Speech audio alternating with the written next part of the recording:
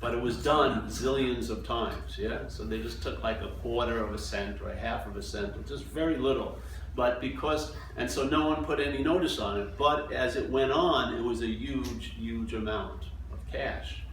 This is sort of what it's like, because if what you call you changes, that which is prior to experience, that which has a sense that it's having the experience, if that changes, then it changes all your experiences. Yeah? It's not an experience, but it will change all your experiences.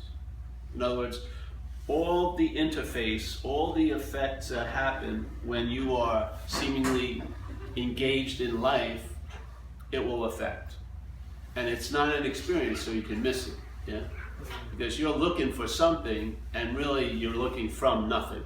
That's really what's going on.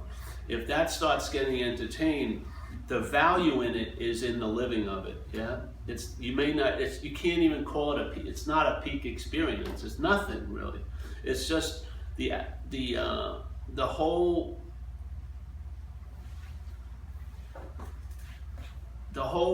way things go about as you changes. Yeah, it's just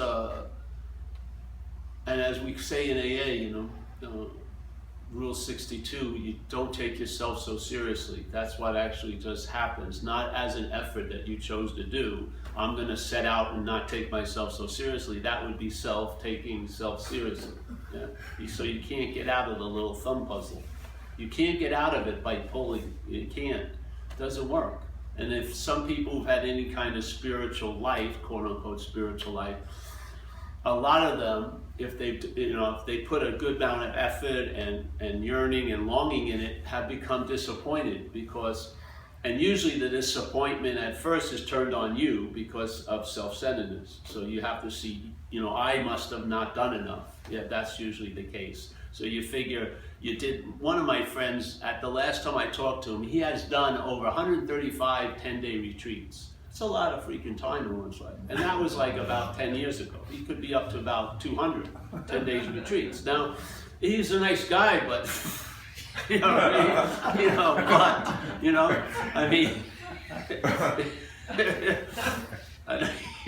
what is it?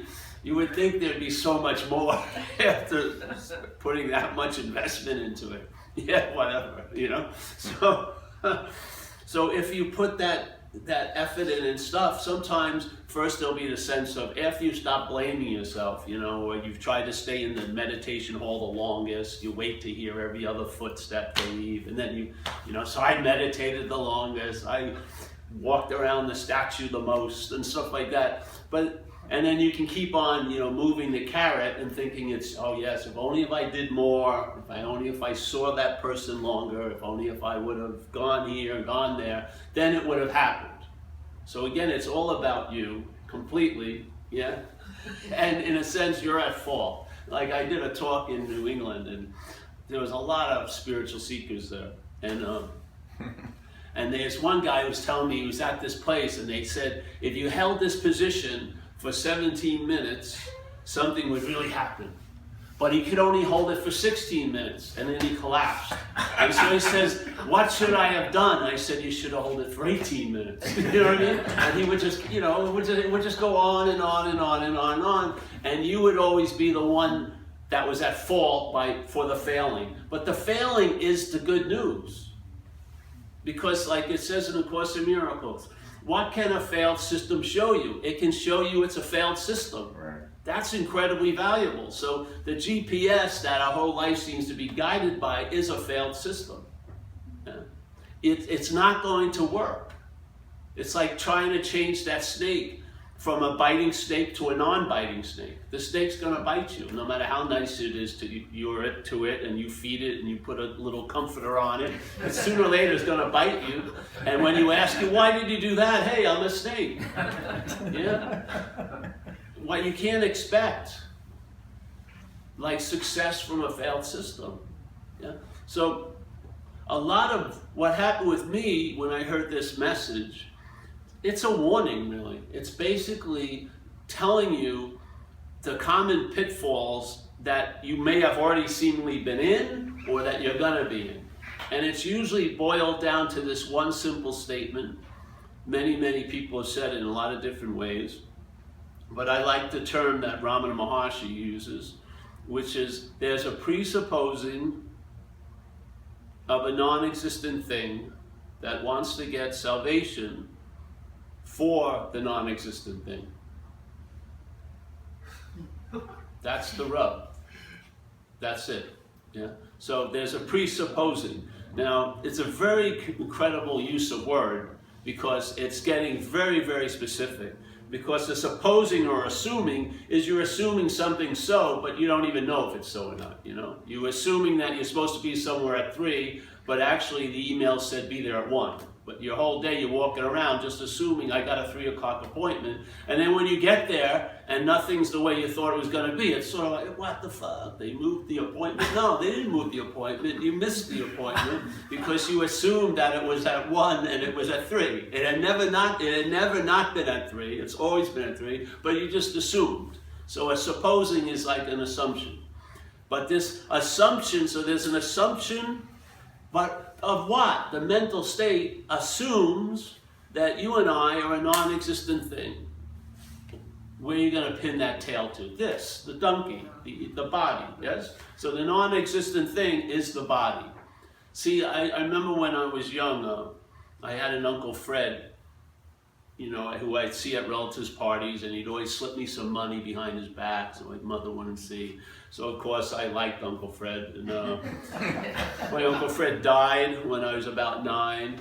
And so my mother took me to the funeral, and then it was an open casket, and she had me walk up there to say goodbye to Uncle Fred. And when I looked down into the casket, I had a direct hit that that ain't Uncle Fred. Because the body was there, but there was no life going on. So I was seeing the non-existent thing. Yeah. As a non-existent thing, but what was causing it to have animation had seemingly gone. Yeah, the body was still there, but Uncle Fred wasn't in a way. So it was very just like no thought, just why, you know. So this idea of a presupposing of a non-existent thing, and then wanting to get salvation sounds good. Yeah, who wouldn't want to get salvation for a non-existent thing? Or from a non-existent thing. But what would the salvation be from a non-existent thing? Immediate, always available at all times. Because it's a non-existent thing.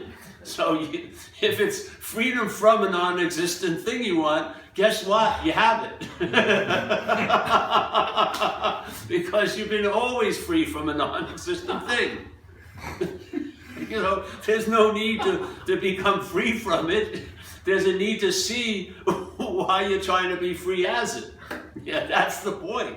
So the warning is about, let's not, all right, you like freedom, let's say, and you want to know what's going on. All right, but let's just sort of correct the missteps, yeah? And then maybe you'll see when the missteps are corrected, there is no need for any steps.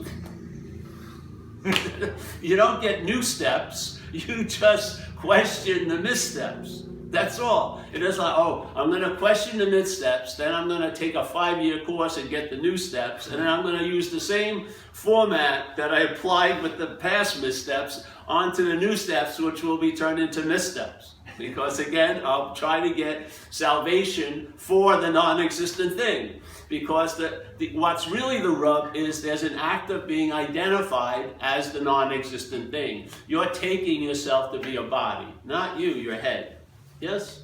So that is the act of being identified as a self. There is no self to be identified with, so it's a whole verb. It's not a verb with a noun, it's a verb. The act of being identified as a self. That's the presupposing of a non-existent thing. So the presupposing of a non-existent thing has no legs. It can't just go, all right, I presuppose this and it is so. It has to constantly presuppose it because it's not so. Yeah? It would become obvious if it wasn't bolstered up and reinforced and assumed and inferred and implied by some kind of activities, the thought system, the feelings, the actions, the memories. If those weren't being constantly used to refer life back to you as a body, it would fall apart completely. Yeah? So the presupposing has to constantly be presupposed. Yeah? I can't go, okay, I'm going to move this here. All right, I've done it. But if I'm going to act as if there's something that isn't, and I move it here, so it's got to keep... I got to keep doing it because I haven't moved the damn thing. So it's the moving that implies there's a thing. Yeah? But if I stop moving, there was nothing to get out of something, and there's no thing that could be into something. How long would that take? No time at all. When's it available? Now. What requirements do you have to meet? Only the ones you've made up.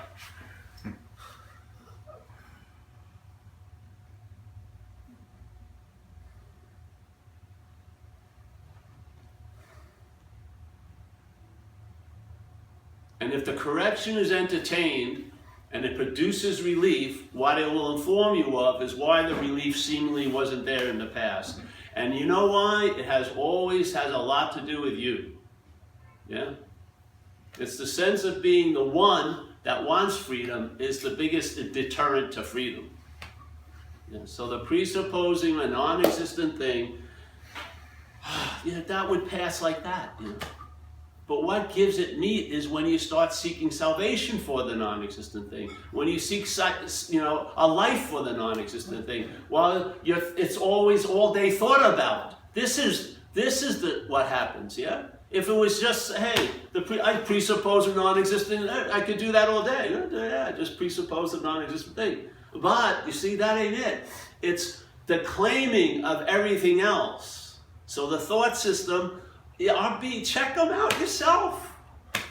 The thought system is being used to imply and assume and refer back to you as a body. When you're thought about as a body. That's as simple as that. When you're thinking that you're a spirit, its contextual idea is a body. Yeah, that's the frame. The thought system is framed with this identification as a body. So all the thoughts are inferring life to you as a body, referring, assuming all day. Yeah?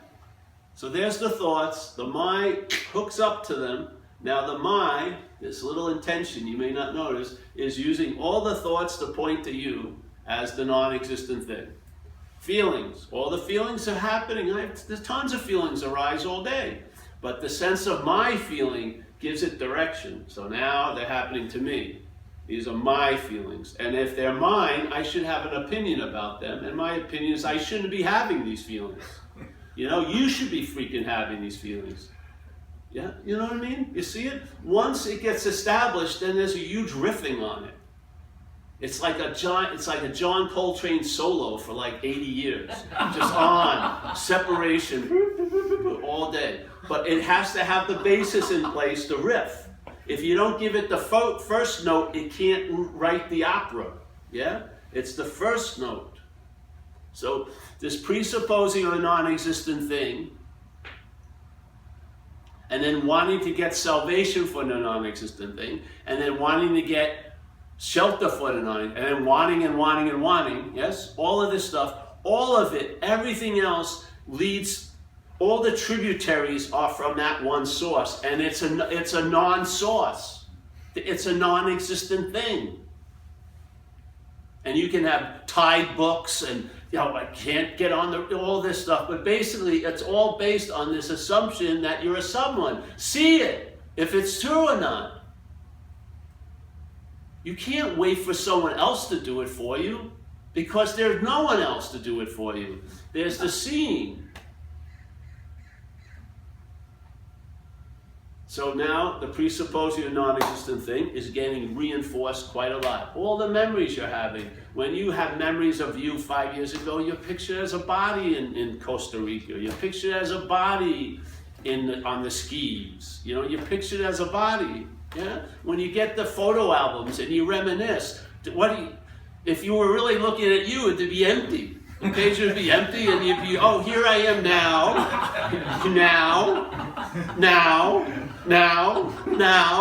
I mean, we'd all have the same photo album. We'd be like, there'd be no. So but you pour over all this. It's of course if you're like incredibly into the reinforcing of the non-existent thing, it's going to seem as real can be, because the reality it seems to have is being lent to it by us as reality. How could a non-existent thing seem to be existing? It would have to appear to what's existing to be so. Yeah. That's an old statement, always gets me in recovery. False evidence appears real. How the hell could that happen? It'd have to appear real to what's real. False evidence couldn't come up with what real was. The only thing that could make it seem real would be real. So our role is huge, in a way. We're dreaming. So, all right, so there's the presupposing of a non-existent thing. So then he says, all right, if that's going on, your spiritual practices, which some of us held with great nobility, they were so much different than anything else I did. They were really, really important, profoundly important. Your spiritual practices themselves will be reinforcing the non-existent thing. How can they destroy the non-existent thing? You see? We've mistaken a can of gas for the water, and we're throwing the assumed water on the fire, but it's going crazy, and then our head's reaction is just rationalize, it's gonna, but it's, obviously it ain't working, but I'm getting closer, somehow, I gotta go through the fires. No, you're throwing gas on it. It would have gone out if you weren't paying attention to it. Now you're for it. It's going like a fucking forest fire. So, we gotta, our role is unbelievable here. We are reality, and it's like in recovery. There's a pattern that you listen to quite a lot when people come in after a year or two. And they start sharing about the worst thing that ever happened to them in their life, getting arrested that night, getting pulled over, whatever. And it's a very, they've been solid. It's like a big signpost of their life. And basically there's a lot of mental altars built around it because it's being used to excuse them from a lot of other shit. Oh, this happens, so I can't, whatever. Then they just come into recovery and they get affected, because you'll be changed if you submit to this program of AA. What can be changed will be changed. Yeah, what you are is unchangeable, but what you're not is changeable. So it'll change, and then suddenly they'll share and they say, that worst thing that ever happened to me is the best thing that ever happened to me. Wouldn't that make you curious if, like, the worst thing that ever happened to you could suddenly somehow transform into the best thing that ever happened to you? You have to see your role sooner or later in it. Yeah. It was the worst thing to me, and now it's the best thing to me. There is no worst or best thing. It's all about to me. Yeah. Or as the Course Miracle says, lesson 2, you give everything all the meaning it has. Yeah. So you can give a situation a meaning. It's the worst thing ever happened to me. Try to freeze frame it. But if you do certain things, you get changed. It's the best thing. Doesn't that make your head want to just go off? I mean, you ever see a dog whose its nature is to roam, but it's been on a leash so long, and you take the leash off, and it's there for a second or two going, and then suddenly the idea dawns on me, hey, I can go, phew, and he's running like crazy. But for a second or two, he's there. He's got the old modality locking him in, but the leash is off, and it dawns on him, boom. Yeah, that's what this message is like. That's what this message is. It's exactly like. It's something that you never came upon by looking for it, dawns on you or through you. Yeah? And suddenly it's entertained like the dog realizes it doesn't have a leash, and then a whole slew of possibilities arise. Yeah? Instead of trying to be free as a non-existent thing, you entertain because you see it as foreign, You see it as other. You see it as a parasitical movement that I can be free from the non-existent thing. And bingo, now you're onto it. Yeah? Now, all of that intent and yearning is not being misdirected by the claiming of the mental state. It's actually turned exactly to the target, and there's no need to pull the arrow back because you're it.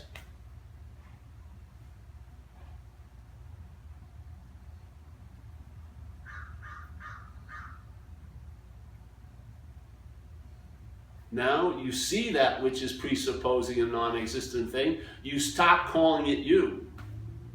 You see the activity.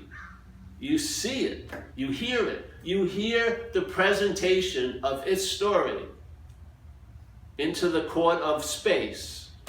It comes up and, oh, wise one, it's all about you. You see it. Once you start seeing it, the heist ends. Yeah. Doesn't mean the attempt to steal ends. It doesn't. It goes on doing its thing. It's like that parasite, like the snake. It's going to try to bite you. Yeah. But now, instead of keenly listening to it, you're just hearing it. You're just hearing it like you'd hear a radio station in someone else's apartment. Yeah. Vague backdrop. Can't even make out the words, but you just hear it as noise. You start hearing it, and now this action figure is not being directed by that insane failed system. Some other modality has become dominant, and you'll know the tree by the fruit. You'll just check out how you go for a few years. And if you start traveling lighter in a stabilized manner, you're on to something. Allow the entertainment to keep on keeping on. More will be revealed, or maybe less will be revealed, which is awesome. And you'll be more pared down and economized. And the interest and the attention, how it's all been distributed, changes. Yeah. You're not interested in trying to get into the moment because you've realized you can never be out of a moment. Yeah. You're not interested in spiritual goals. Yeah. You're not interested in knowing much because it's much, much cleaner and more efficient to be what you want to try to know. Yeah. I don't want to know the truth if I am it. It's insane. And the being doesn't demonstrate any thought and effort. But if it's construed as something that you can acquire, will seem to demand tons of thought and effort. But that goal that you're wanting to acquire in its own state is not demonstrating any thought or effort. It's available at all times, right where you are, with no requirement necessary to meet it. I have never seen my consciousness sweat. Yeah? I've never seen what's seeing sweat. Oh, I've been seeing I just saw weight. I've been seeing way too much. Never. It's just my eyes, and it has no discrimination whatsoever. Wherever if my eyes are open, I go this way, I'm going to see what's there. Yeah, that filtering can't stop it. Because the filtering comes after the conscious contact. It presupposes it's before. And there it has its seeming volition and its opinions and its blind spots and this and that, yeah? Before the heist, there's none of that. After the heist, there's tons of that. But it still can't touch the consciousness. It cannot make the consciousness volitional. It can't make seeing volitional. It can't discriminate what's being seen. It can't discriminate the hearing. It can't touch it. It's like that old freaking, rapper song, you can't touch this. It can't touch it. And that consciousness, it's demonstrating right now, doesn't express any effort or thought. I'm not trying to see. I'm not seeing and hearing. There's no effort.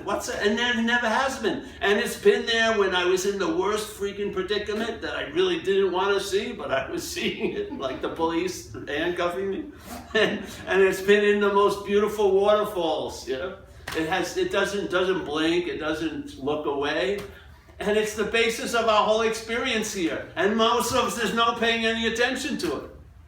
We pay tons of attention to that which comes after because it presupposes it's before. Now you believe you're conscious, and so consciousness becomes a secondary event. You're the big event. But there wouldn't be any you without the consciousness. And there's huge amount of consciousness without you. So the pecking order isn't the way you're seeing it. Consciousness does not need you. It'll come through every freaking day. So it's nice to have the horse before the cart to get it lined up. It makes total, and it may go the traveling may be much lighter when the horse that pulls the cart's in front instead of the horse behind the cart trying to push it that way.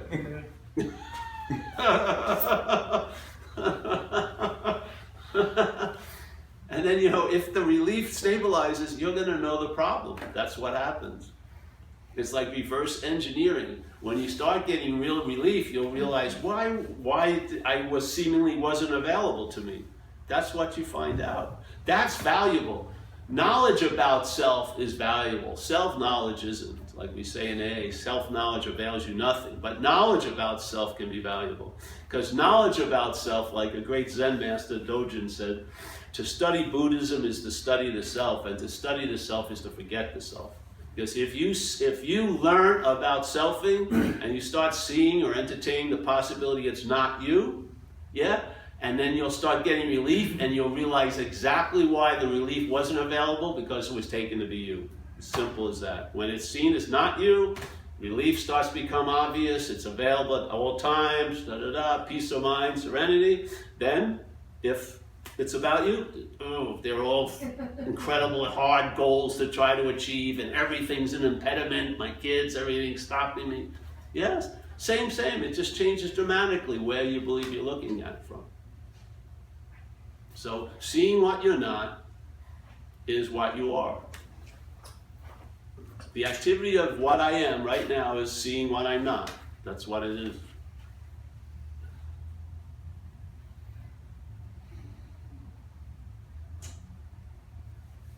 And just like this feeling now, doesn't smack of time at all.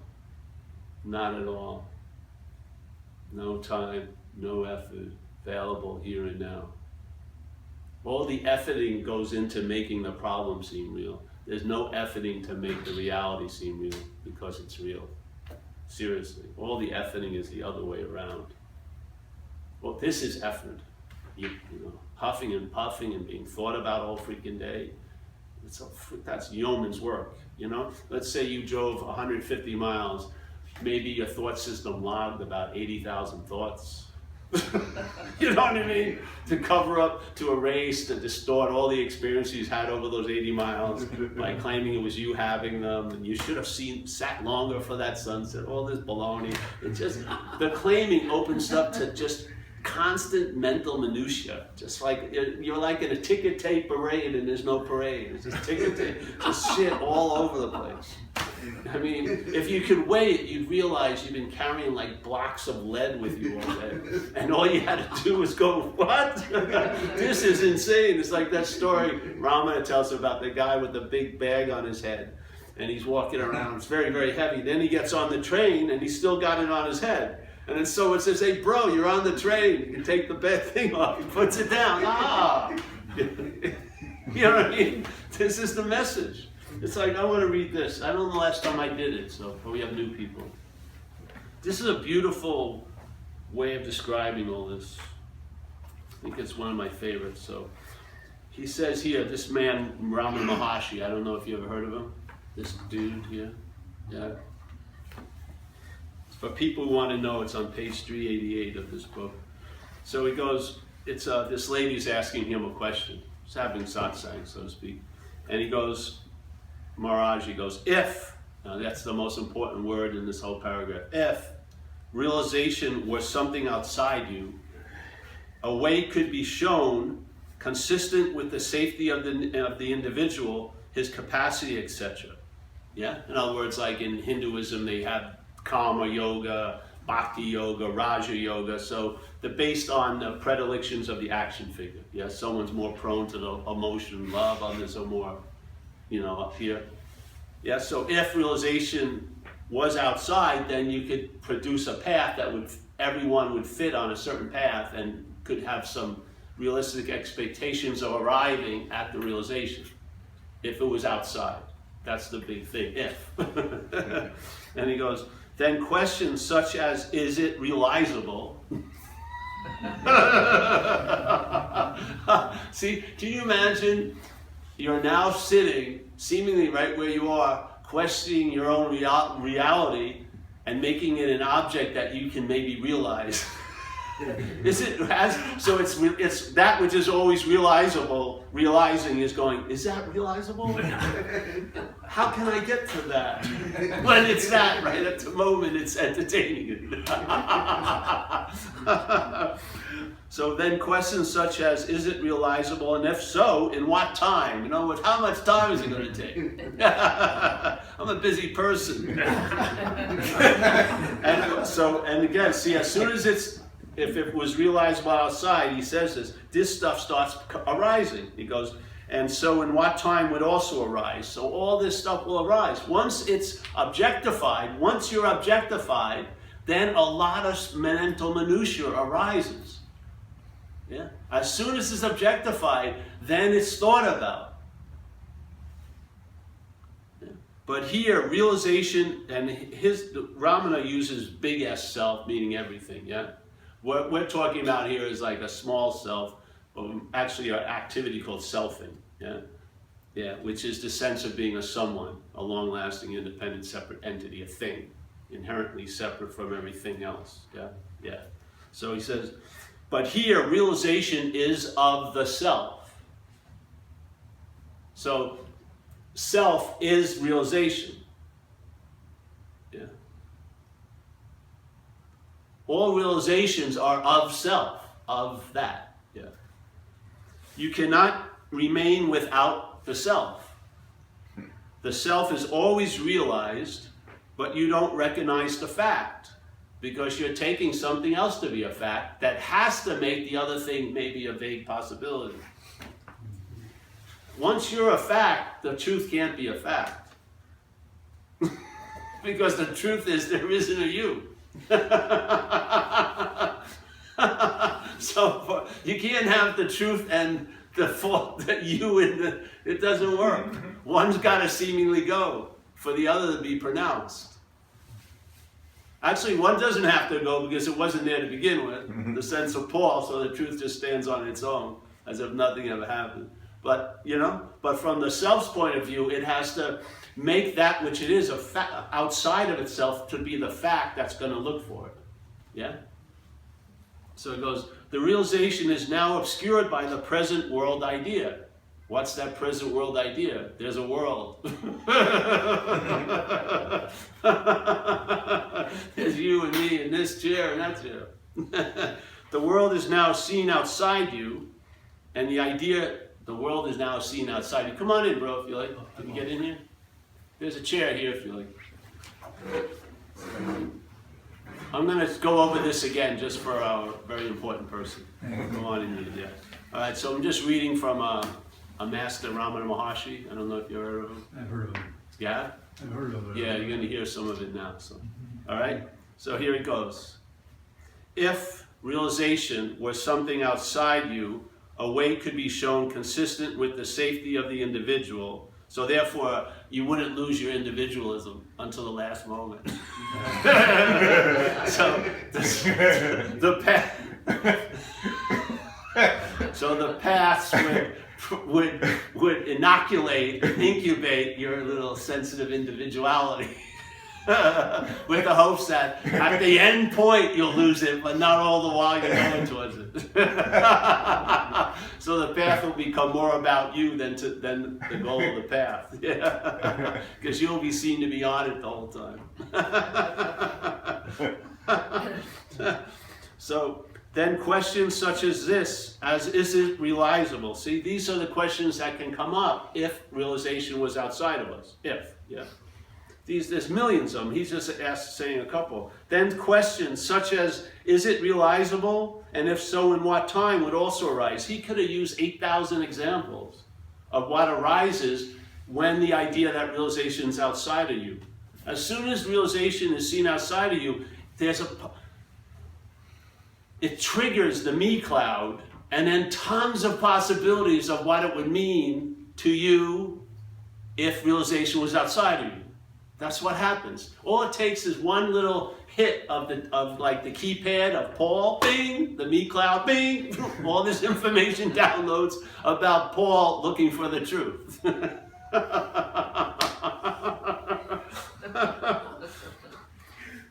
But here, realization is of the truth, self, the big self, everything, yes? So realization is of that. It's not about that, it's of it, yeah? Yeah. You cannot remain without the self. The self is always realized, but you don't recognize that fact. The realization is now obscured. So in this message, in a way, we're not trying to recognize that fact. We're questioning the presupposed fact. Yeah? We're questioning the presupposed fact that we're a non-existent thing that's existing. Yeah? That's all we're doing. This is a fact. It's been a fact if you believe it or not. But we're questioning the assumed fact that may not be so, that you're a someone. Yeah? And when that's questioned and it collapses, then the fact shines brightly as it was always wont to do. The only obscuring of it was us. Yeah? So the self is always realized, but you don't recognize the fact. The realization is now obscured by the present world idea.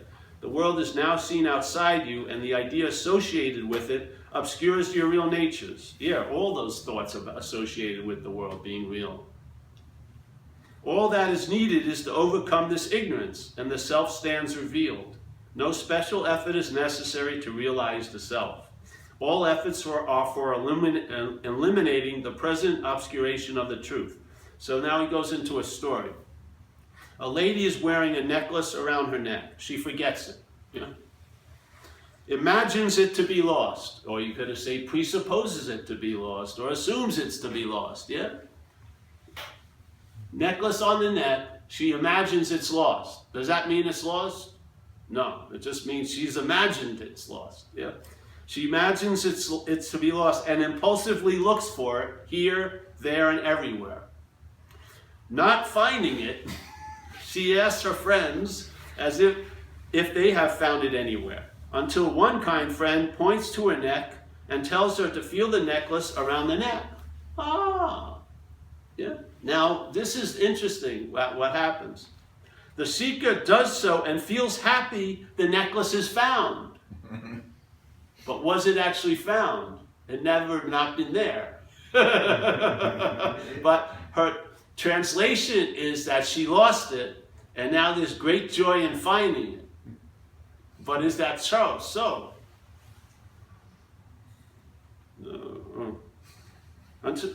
Points out the seeker does so and feels happy the necklace is found, right? So until one's gone, yeah. The seeker does so and feels happy the necklace is found. Again, when she meets her other friends, they ask her if her lost necklace was found. She says yes to them. I found it. Sri Ananda Bandhananda helped me find the lost necklace. Only he or she can help you find the lost necklace. I believe your necklace is lost. So, again, when she meets her other friends, they ask her if her lost necklace was found. She says yes to them, as if it were lost and later recovered. Her happiness on rediscovering it around her neck is the same as if some lost property had been recovered. Yeah? The story, it's already spun into a story. Her story is she lost it, and when she had lost it, she was miserable. And then she finds it, and now she's blissed out. But she didn't lose it. So the misery was based on an assumption, and the bliss is based on an assumption. It's not just one side, it's both sides. The assumption she was miserable because she lost the necklace, all the while wearing the necklace. Every day she seemed to have lost it. And then when she, quote unquote, finds it, suddenly she's totally blissed out as if it had been lost. Who's playing God in this?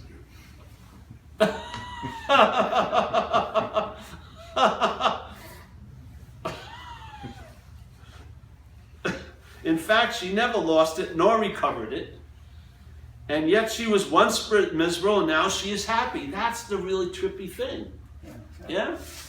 People become more happy when they think they found something that they lost than to be that which is at all times.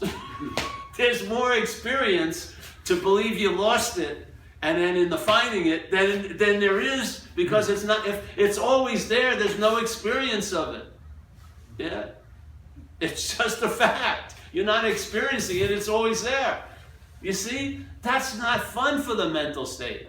The mental state says, what? It may have a lot of interest in having a huge story how what it did made itself lose the necklace. Like it was so bad it got thrown out of heaven. And then what it did to get back into God's good graces, you can make a much better blog with that story than it's always been so. You never lost the necklace, and you never found the necklace. Yeah? So the misery is sort of made up, and the bliss is sort of made up, because supposedly the cause of the misery and the cause of the bliss has always been there. Yeah? The cause produced misery when it wasn't seemingly there, and then it produces bliss when it seemingly is there, but it's always been there. Yeah. So also with the realization of the self is always realized. We're not saying this as an order, it's just a possibility. Let it in and see what it does. It doesn't have to be accompanied or walked with by thought. Just let it in. Let the message in. Raw mind will pick it up, not the thought system, and then see where it takes you. And if it takes you and you start feeling like a little lighter, come back to satsang or don't, or whatever. Just start enjoying the freedom from the bondage of self. You don't have to measure how much or how little. A little goes a long fucking way. It does. If you could just be located in this Saturday without having it constantly bookended in your mental lookout with yesterday and tomorrow, I mean, if it didn't become the new norm, it would be a peak experience. If you had only had one Saturday that you were ever in, it would seem so great. But when that's the new way you're in every Saturday, it becomes normal. Yeah? You're just here because you can't be anywhere else. It's I worked so hard no, I didn't work at all to get here. I just realized I can't be anywhere else. It's just, all the insanity started to appear totally insane, you know? It does. If you were a kid, if you showed up right now as a kid, that kid would look at you and say, hey, Paul, you're freaking crazy, man. Let's go out in the sun and play. No, next week or last week. And what? When I was a kid, I had no idea of time. So when I was playing, I wasn't worrying, will I be playing next week? I wasn't going to, I figured I'll be playing, I'm playing. It wasn't like, but will I play next week? I didn't have it in my head yet. I mean, it came later. And the idea of, I never had a thought I was out of any moment when I was 3 to 5 years old. The thought system had to develop for these insane impossibilities to seem to become possible. And now people are trying to get in what they can't be out of and spending tons of money to try to get into the moment. But you can't be out of a moment. And then they're trying to get out of what they can't be in, which is an identification. You are not a self.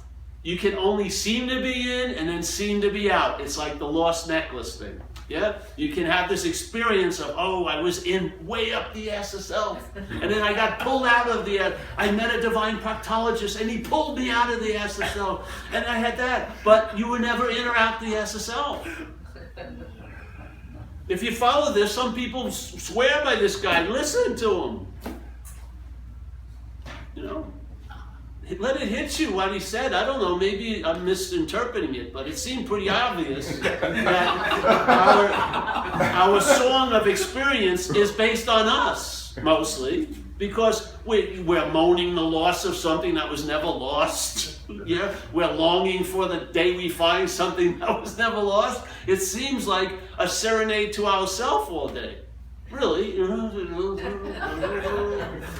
I mean, it's okay but some of we're taken so seriously. If you could wear it loosely, it's huge amount of comic material. You'll keep yourself amused because if you're waiting for someone else to amuse you, you gotta amuse yourself here. So that thing that's so insane can turn into like Comedy Central. The skits are unbelievable. It has like the Gilda Radner, the weather lady. It has its own standards that they get shipped out. You know what I mean? Like Alec Baldwin playing Trump. There's these standards that come up, and it's just amazing what it does. All the gyrations it goes through. Really. Just to have some relevance here. Really. It just wants to intervene on the day, or just jump in on that conversation, or put its foot in its mouth here, or do this somehow. Somehow, like, see me.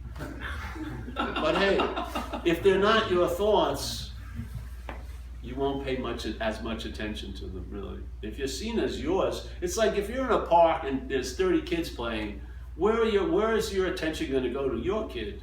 That's the same thing with thoughts. Everything is predicated with the mind. The feelings that come and go wouldn't mean as much unless they were seen as yours. They wouldn't. Yeah? There's so much passing through this event where the mental state just like has tons of myths and tries to grab them and make them into things. It's sort of like a way of getting a reflection of its phantom self, by the claiming. But the idea of trying to get out of thoughts is insane. Just see them as not yours. Yeah. That's easy to do because that's true. It's a fact. So, I think that's that, eh? You filled up? I feel it is. You don't want to eat too much. You'll be burping soon. It goes a long way.